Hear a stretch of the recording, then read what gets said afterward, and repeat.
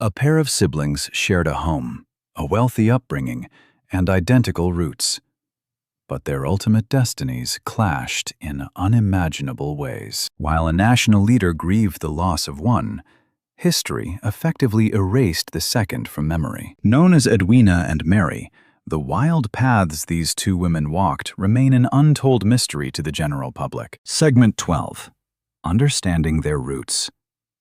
Grasping the true story behind Edwina and Mary Ashley requires a deep dive into their family background. Society back then operated under incredibly strict expectations regarding how ladies were expected to behave and exist. Wilfred William Ashley was their father. This right-wing lawmaker eventually earned the title Lord Mount Temple. He boasted a solid reputation, high-ranking friends, and elite status. The girl's mom, formerly named Amalia Mary Maud Cassel, was the child of Sir Ernest Cassel, a globally dominant financial tycoon. Grandpa Ernest literally pulled himself up by his bootstraps, moving to the United Kingdom from Germany practically penniless. Thanks to his killer business intuition and deep devotion to King Edward VII, he amassed an unimaginable fortune that very few folks nationwide could even dream of matching. Maud tying the knot with Wilfred back in 1901 perfectly merged a pair of distinct societal influences. The groom brought government clout and old money networking. The bride supplied wealth so massive it defied logic. Arriving on November 28, 1901, Edwina beat Mary by 5 years, who debuted July 22, 1906. Epic family mansions defined their childhoods. This included the legendary Brooke House along London's Park Lane, which society viewed as arguably the most extravagantly furnished personal home nationwide at that time. First-time visitors often compared the vibe inside to a surreal royal estate. Ernest threw endless cash at premium sculptures, brilliant lighting, and gorgeous stonework. However, the siblings' actual upbringing lacked the rock-solid stability those fancy stone walls projected. Their mother, Maud, fought severe health issues, battling tuberculosis, masked back then by polite euphemisms. She died on February 5, 1911. Edwina was 9. While Mary was 4. Wilfred remarried in 1914.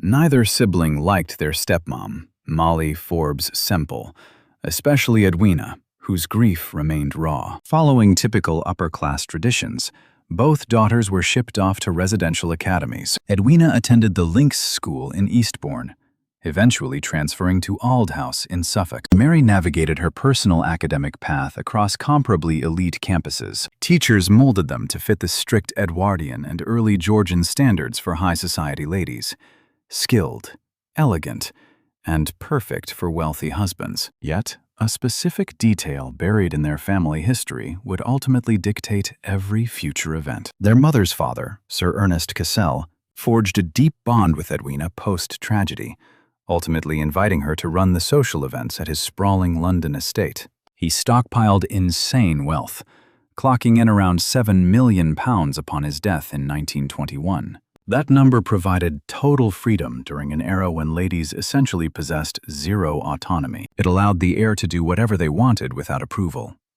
Consequently, Edwina scored the majority of Ernest's assets. At 19, she suddenly woke up as one of Britain's absolute richest young women. Post-tax, her personal trust sat around £2 million, separate from her ownership of multiple mansions. Newspapers reported Mary also walked away with a massive payout, supposedly securing 50% of the patriarch's wealth. However, the drastic difference in actual financial power granted to each sibling undeniably dictated their individual destinies. Segment 11. Moving into matrimony and beyond. The guy stepping into Edwina's life that tragic year was already quite famous domestically. Louis Mountbatten, still holding the title of Lord, served as a 20-year-old Navy officer. Born to Prince Louis and Princess Victoria, he was the great-grandchild of Queen Victoria. Good-looking, energetic, and fiercely driven, the royal was completely obsessed with the Ashley heiress. Their initial encounter happened during a Claridge's Hotel dance in October 1920. She already dominated the local social scene, and the romantic sparks flew instantly for both. They exchanged letters until she visited India during his royal tour. He finally proposed in Delhi in February 1922. She agreed. They officially married on July 18, 1922, inside St. Margaret's, Westminster. With the prince's best man, over 8,000 fans swarmed outside. European royalty, like Queen Mary, packed the pews. Vintage snapshots from that afternoon display glowing newlyweds. Reporters dubbed their marriage the biggest event of the season, but those pictures completely hid the complicated reality underneath. Edwina possessed an incredibly vibrant and relentlessly restless spirit. Playing the role of eye candy for a Navy man simply wasn't enough for her, regardless of his impressive noble background. Her massive fortune afforded an independence virtually unheard of for women back then, which she spent with wild abandon and eager excitement. During the years right after her wedding, she constantly roamed, dove headfirst into the city's party scene, and formed connections that regularly sparked local gossip. She formed especially tight bonds with people who existed completely outside her own elite, privileged sphere. Singers, actors, creatives involved in music and showbiz that she bumped into at roaring 1920s hotspots around town. Her close bond with Paul Robeson, the prominent black vocalist and social justice champion, turned into the biggest talking point of her entire life. Their paths crossed downtown during the late 1920s. By then, he was rapidly emerging as a global singing sensation, and she absolutely adored his incredible talent. People argued endlessly over whether they were actually lovers, a rumor that haunted her reputation for decades. One thing is certain. She refused to abandon their connection, even when the public heavily pushed her to back off. Her union with Mountbatten never crumbled under all this heavy public scrutiny. Their relationship morphed into something completely ignoring the standard social rules of that time, a setup they both handled with a mutual, practical respect. Meanwhile, he threw himself into his military work with absolute dedication. She, meanwhile, simply did whatever she wanted. The couple welcomed two girls, Patricia, arriving on February 14, 1924, and Pamela, welcomed on April 19, 1929. Raising their kids happened entirely apart from the chaotic scandals always surrounding the couple. Then, the 1930s ushered in a completely different reality. The continent was shifting. That carefree party atmosphere from 10 years prior started fading into a tense, gloomy reality. Her drive began taking a completely different shape. She dove headfirst into actual philanthropy, joining medical boards and local relief groups. Those initial steps hinted at the lifelong humanitarian mission she would eventually dedicate everything toward. Yet a massive storm of controversy still awaited her before she could fully embrace that peaceful calling. Part 10. A controversy that just wouldn't die. Despite the deep, lasting respect she ultimately secured later in life, her earlier days featured numerous explosive situations that nearly ruined her. Events that modern history books tend to gloss over almost completely. During 1932, she landed right in the middle of a massive controversy that sparked endless chatter throughout the era between the two world wars. A tabloid piece printed in a New York paper dropped massive, obvious hints about a wildly wealthy, upper-class British lady, without explicitly printing her name, and directly tied her romantically to a prominent black performer. Everyone in the local elite knew exactly who they meant. Back then, simply hinting at that kind of romantic rumor brought incredibly severe backlash that modern people can barely comprehend.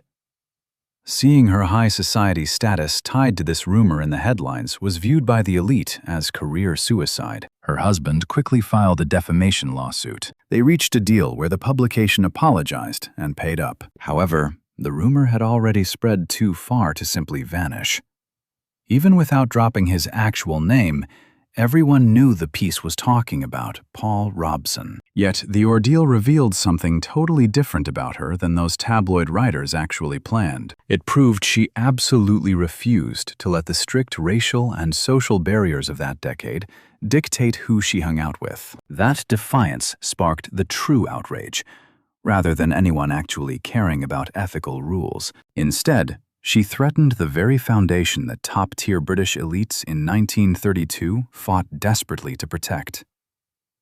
Amazingly, she never let the pressure break her spirit. She never hid from the public, opting to just keep living life however she wanted. Keep in mind, this exact same woman would be navigating sweltering, crowded disaster shelters overseas just a little over 10 years down the road. Yet the 1920s and early 1930s forged an absolute bravery inside her. Her bold rejection of public opinion became the driving force behind every incredible milestone she tackled moving forward. And her next chapter shocked absolutely everybody, especially since she had just wasted 10 years starring in the town's most vicious and scandalous rumors. Part 9. The Walls Tighten. World War II fundamentally altered the daily realities and trajectories of both siblings' lives. The conflict proved to be an absolute career maker for Mountbatten. He quickly climbed the ranks after commanding the warship HMS Kelly, following its destruction near Crete on May 23, 1941, eventually becoming Supreme Allied Commander of Southeast Asia by October 1943. During that global conflict, he found himself right in the middle of incredibly crucial strategic choices. Meanwhile, Edwina discovered her true calling during those chaotic years, finally stepping into a purpose she was seemingly destined to fulfill. Diving headfirst into duties with the St. John Ambulance Brigade and the British Red Cross, her intense dedication totally shocked those who previously saw her merely as a high society fixture. You could find her navigating destroyed neighborhoods and bustling trauma centers. She spoke face-to-face with medical staff, constantly discussing critical equipment, patient prioritization, and operational planning. Witnesses from that era recalled a woman who wasn't just touring the devastation for a photo op, but rather getting her hands dirty on the ground. Once the global conflict concluded, officials named her Superintendent-in-Chief of the St. John Ambulance Brigade, and she earned a Commander of the Order of the British Empire for her massive contributions. However, her internal world and feelings back then were a whole lot messier. The deepest connection she forged beyond her husband, which eventually sparked endless biographical speculation, involved Jawaharlal Nehru, the legendary leader who later served as India's inaugural Prime Minister. Her initial meeting with Nehru happened in Singapore around 1946, while Mountbatten governed the area as Supreme Allied Commander. In fact, she specifically requested a route change during an official tour just to sit in on her husband's sit-down with the Indian leader. They crossed paths, instantly sparking a deeply profound and meaningful bond. Their next reunion took place in March 1947, right as the Mountbattens landed in Delhi, acting as Viceroy and Vicereine. Officials tasked Mountbatten with managing the imperial handover, closing the chapter on British rule, while Edwina stood proudly beside him, playing a formal role. That monumental imperial handover in August 1947, marking independence alongside the immediate division into India and Pakistan, resulted in a staggering loss of life, becoming an absolute tragedy of the 20th century. Death tolls tied to the brutal chaos of partition hover anywhere from 200,000 up to 2 million casualties. On top of that, roughly 12 to 20 million individuals lost their homes. It was a mind-boggling level of mass agony. Yet, Edwina refused to simply spectate safely from the Viceroy's mansion. Instead, she headed straight into the chaotic tent cities and endless survivor marches, visiting medical centers bursting past their absolute limits. Her staff later recounted pausing amidst active shootouts just to gather injured civilians and rush them to local clinics. She completely overhauled logistics networks and successfully merged 15 separate charity groups into one streamlined coalition, guaranteeing that critical resources flowed much quicker. She comforted those taking their last breaths. Meanwhile, her intense bond with Nehru was basically an open secret among top brass, including Mountbatten. Onlookers constantly debated if her husband's calm reaction was totally sincere, or just an incredibly well-rehearsed public mask. Regardless, the profound companionship shared by Edwina and Nehru, captured through a massive pile of letters lasting until her final days, remained a defining, deeply sentimental anchor for the two of them. As the couple finally exited the country in June 1948, Massive crowds poured out to bid Edwina a tearful goodbye. Bystanders noted that Nehru's parting words to her on the tarmac were incredibly moving and poignant. This wasn't just two government officials shaking hands at the end of a shift. Over the next few decades, she traveled back on numerous occasions, forever drawn to the charitable efforts she fiercely championed, while their written correspondence never stopped. Part 8. Mary's alternate route. Even as Edwina occupied the global spotlight, her sibling Mary carved out a reality that felt equally intense, though on a significantly smaller scale, kept much further away from the public eye, and turned out wilder than anyone expected. Her given birth name was Ruth Mary Clarice Ashley. She completely favored her middle name forever, eventually leading a lifestyle that consistently gave tabloid writers a goldmine of unique drama to cover. She initially tied the knot with Captain Alec Cunningham Reed, a highly celebrated World War I fighter pilot who successfully transitioned into a conservative lawmaker. Their wedding happened on May 12, 1927, prompting U.S. reporters to dub them Britain's richest heiress and most attractive gentleman. This union was absolute catnip for the elite media outlets of that particular decade. Stunning looks, massive wealth, a combat veteran holding office, and the heir to a legendary Edwardian empire.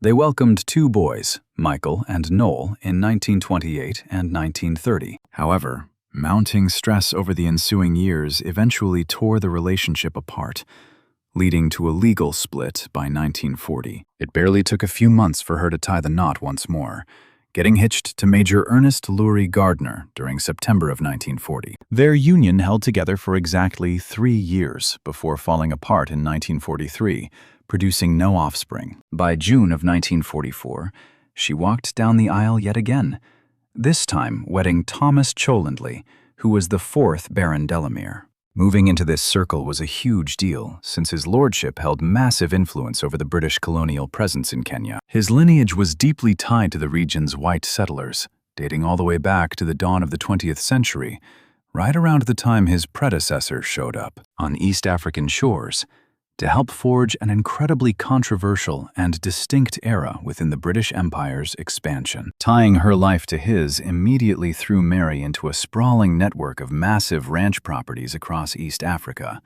navigating the sweltering, dusty climate and strict class systems of colonial Nairobi, while eventually facing the chaos leading up to Kenyan freedom. It was anything but a peaceful era. The Mau Rebellion during the early 1950s dragged intense bloodshed and chaos right to the doorsteps of European landowners across Kenya, severely threatening their established lifestyle. After spending 11 years together, Mary and her husband ultimately called it quits and legally separated in 1955. Experiencing 3 separate marriages within a roughly 30-year span linked her with various distinct factions of high society Britain, with every single relationship ultimately collapsing.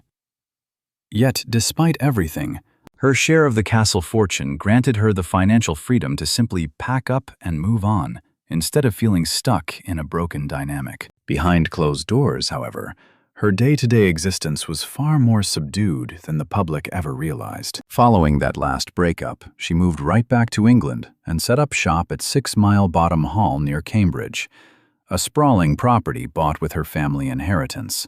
She poured her energy into keeping the grounds in shape, nurturing relationships with relatives, and fully embracing the laid-back pace of the countryside. Once a fixture in every high-profile paparazzi shot, she slowly faded from the spotlight, and society essentially forgot about her. She passed away on October 10, 1986. At 80 years of age, she managed to outlive her sibling by an impressive 26 years.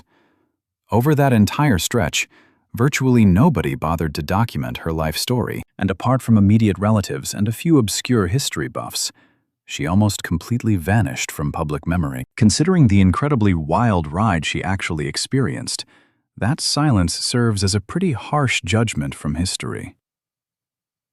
Section 7.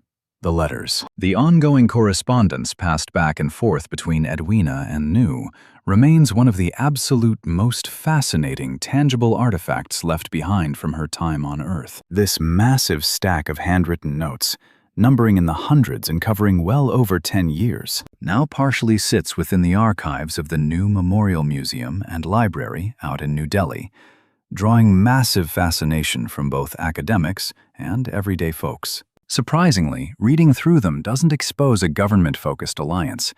You won't find debates over Indian domestic policy here. Even with global events constantly looming over their shoulders, the pages mostly showcase two souls connecting on a deeply personal, unfiltered level that neither had ever really experienced before. When Nui penned his thoughts to Edwina, he discussed feeling isolated with a shocking level of vulnerability, especially considering his massive authority. By the era these notes were mailed, he was literally running the show for the biggest democratic nation on the planet. He spent 24/7 packed into rooms with staff members, bureaucrats, pleading citizens, co-workers, and massive throngs of supporters. Yet he admitted to experiencing a profound sense of isolation that barely anyone knew how to fix, aside from Edwina, who clearly broke through that wall. Her replies fired right back with equal transparency, detailing a lifelong inability to settle down and the exhausting feeling of wandering aimlessly for years. She also confessed that diving into her projects over in India finally delivered a sense of purpose that her former high society partying entirely missed. People have continuously argued over whether they ever actually slept together ever since this correspondence initially leaked to the public. Nu's own kid, Indira Gandhi, alongside Edwina's girls like Pamela Hicks, constantly swore to the press that the bond was incredibly profound, but never turned romantic. Looking directly at the texts, however, proves they shared an emotional closeness just as intense and fulfilling as any traditional romance in their lives. Honestly, obsessing over whether or not they hooked up completely misses the point of what they meant to each other. Following Edwina's unexpected passing out in Borneo during 1960, Nu received the devastating news via a standard telegram wire. Bystanders hanging around him that day recalled seeing his normally ironclad composure completely shatter under the weight of his heartbreak. He made sure to keep a framed picture of her close by every single day, until he eventually passed away 4 years down the road. The stash of mail she packed for her absolute last trip, discovered by her bedside after she passed, actually contained a few notes he had sent her. She literally fell asleep reviewing his messages. Section 6. The Final Adventure. Edwina absolutely refused to pump the brakes during the 1950s. Her dedication to charitable efforts only grew stronger over time. Serving as head of the St. John Ambulance Brigade, she constantly journeyed all over former British colonies, while those evolving nations navigated their complicated paths to self-rule and full independence. During February 1960, she found herself in modern-day Kota Kinabalu, Malaysia.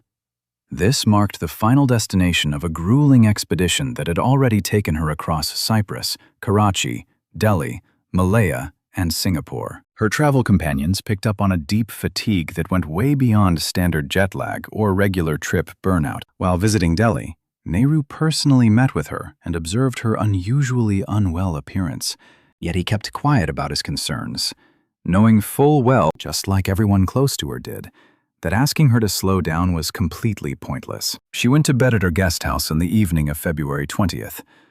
The next day, February 21st, 1960, she was discovered unresponsive, passing away peacefully overnight at 58. Her official cause of death was listed as sudden heart failure. Searchers located Nehru's letters and various work documents right beside her.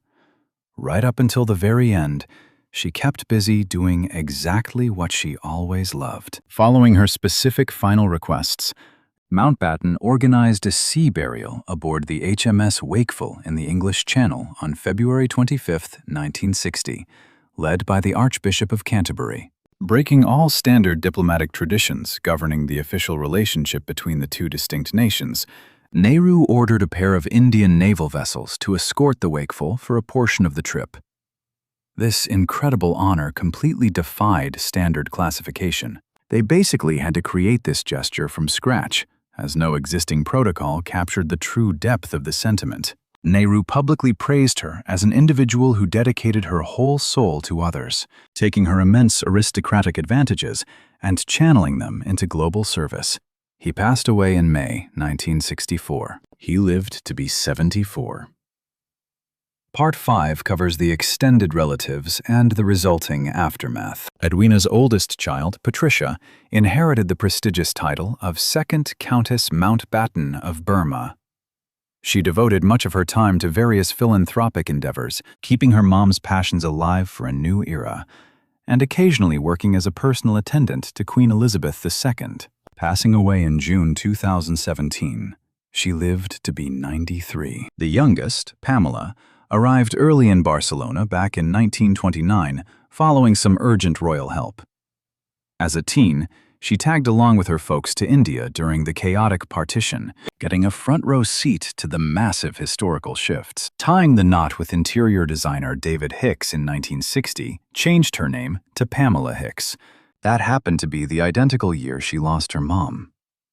By 2007, she released an autobiography detailing the Indian power handover. Then, 2012 brought another book outlining her overall youth and royal duties. These books still stand as our most intimate peek into their household dynamics during that specific historical era. Lord Mountbatten stayed squarely in the British spotlight for years following the loss of Edwina. He ultimately took on the role of Chief of the Defense Staff. He also played a massive part in raising his great-nephew, the future King Charles III, creating a dynamic they both warmly called an unofficial grandfather-grandson bond. Back when Charles was just starting out, Mountbatten sent him incredibly blunt letters covering romance, responsibilities, and life choices, ultimately shaping several big moves. Fast forward to August 1979. The Earl was vacationing at Mullaghmore in County Sligo, Ireland, following his usual summer routine.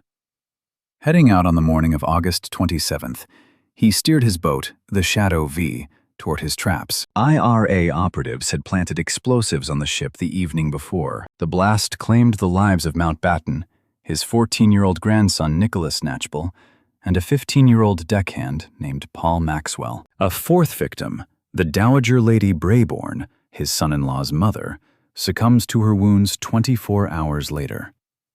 The sheer brutality, high profile, and suddenness of the assassination, combined with the victim's elite status, absolutely rattled the British ruling class to its core. King Charles expressed his sorrow in words that truly highlighted just how much their connection meant to him personally. People have spent the last few decades heavily reconsidering Mountbatten's overall historical impact, especially questioning how rushing the Indian partition caused such a massive and tragic loss of human life. On the flip side, Edwina's reputation has remained pretty bulletproof over the years. Nobody can really argue with her massive charity work, and the letters with Nehru show a remarkably deep character, showcasing her undeniably sharp mind and intense emotional depth. Her true talent for building connections makes her character increasingly fascinating the deeper you look into her life. Part 4 explores the Cassel wealth and its legacy. A quiet yet constant theme weaving through both siblings' experiences is money. The massive estate Sir Ernest Cassel passed down acted as a catalyst for independence, tension, criticism, and almost a complete personal evolution. Receiving this windfall proved to be both a blessing and a headache for Edwina. This financial cushion ensured she never had to beg for autonomy or rely on anyone else. She had the power to travel freely, back her favorite causes, and dictate the rules of her own existence completely. However, it brought intense public observation. This specific backlash was aimed at women possessing extreme autonomy and flaunting it unapologetically. Those funds additionally influenced her matrimonial dynamic in a manner unique to that specific time period. When they tied the knot, Mountbatten earned a meager £310 annually as a naval lieutenant. Conversely, Edwina's inheritance pulled in roughly £60,000 a year after taxes during the beginning stages of their union. He brought the noble lineage, prestige, and aristocratic names. She, meanwhile, covered the bills for their estates, employees, sporting horses, and luxury boats. This highly unusual power balance established the bedrock of their partnership and influenced every single aspect of their life together. Mary experienced a wildly different journey regarding her own massive windfall. Getting a huge chunk of the Cassel assets reportedly crowned her as the richest young woman in England during her initial wedding. Yet going through 3 separate weddings and breakups, along with all the monetary settlements tied to those splits, fundamentally altered her lifelong connection to wealth, standing in stark contrast to the steady autonomy Edwina always enjoyed. The Cassel Empire's foundation rests on a highly specific and noteworthy historical background. Sir Ernest, originally a Jewish native of Cologne, decided to embrace the Catholic faith after his spouse tragically passed away. Accounts suggest this religious pivot happened purely for intimate reasons, rather than for climbing the social ladder. Arriving in Britain as a penniless youth, his incredible business savvy and strategic networking with the monarchy transformed him into a remarkably powerful titan in Edwardian society. His close friendship with King Edward VII as a reliable money manager and intimate buddy served as the primary launchpad for his family's massive elevation in society. Without that vital bond, he still could have amassed riches. However, this royal friendship unlocked elite British high society far faster than sheer cash ever could on its own. His granddaughters grew up occupying an exclusive reality that he painstakingly designed through decades of relentless hustle. That elite bubble rarely bothered to recognize who actually established it or how. Edwina constantly dealt with cruel teasing and nasty remarks about her grandfather's German-Jewish roots during grade school, way before this exact type of European prejudice erupted into the horrific tragedies of the 1930s and 1940s. She internalized that hatred as a kid and forged a powerful emotional shield. She developed total thick skin against the opinions of anyone she deemed completely irrelevant to her own self-worth. Part 3 focuses on lineage and luck.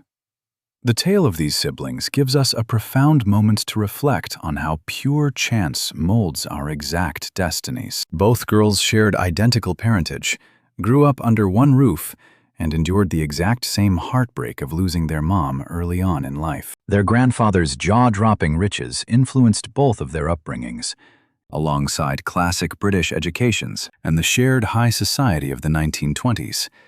Yet their paths diverged wildly. It wasn't about one possessing superior skills or extra bravery over the other. Instead, it boiled down to the wildly varying opportunities that randomly presented themselves individually. Furthermore, nobody could have ever foreseen the incredibly unique avenues that ultimately became available directly to Edwina. By 1947, she landed in Delhi purely because her husband got the job of dismantling British rule over India. Walking through those displaced person camps was a result of having complete autonomy while standing right in the epicenter of an unbelievable crisis at that moment. Pouring her entire heart and soul into stepping up when disaster struck is exactly what cemented her legendary status. Yet destiny had to place her there first. Mary stumbled into completely different phases. 3 weddings, 3 breakups, and 3 massive personal overhauls within a high society bubble that fiercely scrutinized and ruthlessly criticized wealthy women of her specific status. She deliberately picked each path, getting hitched, walking away entirely, and rolling the dice again. These are huge life decisions.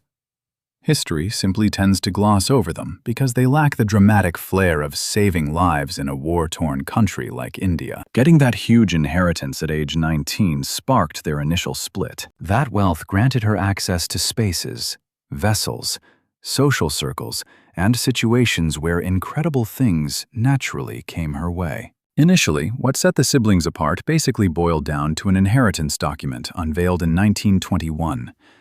Still, the decisions they took, given those realities, were completely genuine. Edwina opted to visit those settlements instead of remaining comfortably inside the official residence. She made the effort to keep riding to New, despite the isolating miles separating them. All through the 1950s, she continually decided to push forward with her journeys and her duties, pushing through the deep exhaustion that everyone else noticed, even when she refused to see it herself.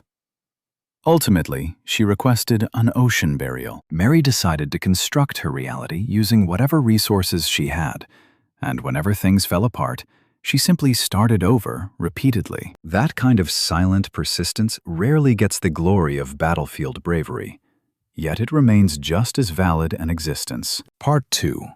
What society decided to keep alive. How history recalled Edwina and Mary Ashley diverged wildly in the years following their passing. Edwina turned into a subject that historians constantly revisited, capturing the attention of filmmakers, attracting scholars studying the British Empire's collapse, and fascinating those captivated by the Noy letters. Janet Morgan's published life story, released in 1991, stood out as the most comprehensive record of her existence for decades. It utilized the complete letter collection to highlight a connection that truly ranked among the most profound post-war romances. Mary flew way under the radar. It perfectly illustrates a common trend in how society documents female narratives. Females with highly visible lives, mingling in influential circles and leaving clear footprints, naturally draw all the scholarly interest. Meanwhile, a lady who navigated weddings, splits, new unions, and a messy personal sphere basically vanishes from historical accounts. Even so, Mary experienced events that were absolutely incredible in their own unique way. She wed 3 prominent men within British and imperial circles over the course of 30 years. Her journey stretched from the Kenyan landscapes of Lord Delamere's imperial era through the sprawling Cambridge properties of Britain's elite, all while carrying the heavy spotlight of being related to a sibling everyone knew. She handled it all. She survived the constant comparisons. She pressed on. The 1922 unearthing of Tutankhamun's tomb, which transformed her father-in-law, the 5th Earl of Carnarvon, into a globally recognized icon, and sparked the legendary myth about the pharaoh's hex following his passing in Cairo back in April 1923. Just months following the tomb's unsealing, lingered as a massive backdrop to her personal narrative. That 5th Earl bankrolled Howard Carter's expedition, witnessed the unearthing firsthand, and ultimately perished from sepsis before leaving Egypt. Regardless of anyone's belief in supernatural hexes, that tale held society completely captivated for generations. Mary remained forever tied to that legacy. The Carnarvon ancestral home, Highclere Castle, found an entirely fresh wave of celebrity during the 2000s, gaining massive recognition as the backdrop for a huge hit TV show focusing on wealthy British elites. You cannot ignore the poetic justice here. The actual events playing out inside those halls were way more chaotic and bizarre than whatever a fictional series could ever dream up. Part 1. Closing out a chapter. Individuals who entered society during the Edwardian period shared a distinctly unique essence. It is basically impossible to wrap your head around the massive leap in tech, culture, politics, and class dynamics bridging 1906 and 1986. Folks raised alongside domestic servants and butlers survived long enough to witness lunar touchdowns and the total collapse of the imperial system they were supposed to inherit. Mary experienced that exact trajectory. Arriving in 1906 and passing in 1986, she basically witnessed the 20th century's complete evolution. She spent her youth inside a mansion funded by massive Edwardian wealth. By the time she passed, those types of sprawling estates and societal hierarchies were nothing more than relics of the past. Edwina experienced a much briefer yet highly intense journey. Her passing in 1960 meant she bypassed the massive cultural shifts of the subsequent 10 years, the massive societal overhauls, the ongoing push for independence, and the tougher historical judgments regarding the geographic split she heavily influenced. She left this world while new was still around, back when India was barely navigating its initial, optimistic 10 years of self-rule, and the folks she aided still clearly remembered her charitable efforts. In a sense, she checked out at the perfect time, assuming such a thing exists, locking in her legacy around her accomplishments instead of the messy realities the following decades might have thrown into the mix. That specific picture, featuring the pair of young women sitting out on the yard seat, perhaps looking back at that potential picture, capturing their pure innocence long before tragedy struck, serves as the perfect way to wrap things up. A pair of toddlers wearing bright gowns, sharing a childhood home alongside identical early grief. Wealth soon divided unfairly among the siblings, while shifting global tides prepared to test every single ounce of strength they possessed. The first eventually sailed back lifeless aboard a Royal Navy vessel, prompting tears from a national leader and cementing her legacy across both hemispheres. Meanwhile, the second sibling survived another 30 years, navigating weddings and breakups, fighting through hardships, before finally retiring to a peaceful countryside manor, where the overwhelming shadow of ancestral wealth and her siblings' immense mythology slowly blanketed her quiet existence, like debris landing peacefully following a massive storm. Both paths hold completely equal value. They just traveled down totally different roads. Yet the lines separating their destinies had always been remarkably thinner than anyone ever realized. Make sure to hit that thumbs up and subscribe button so you always catch our next incredible history deep dive.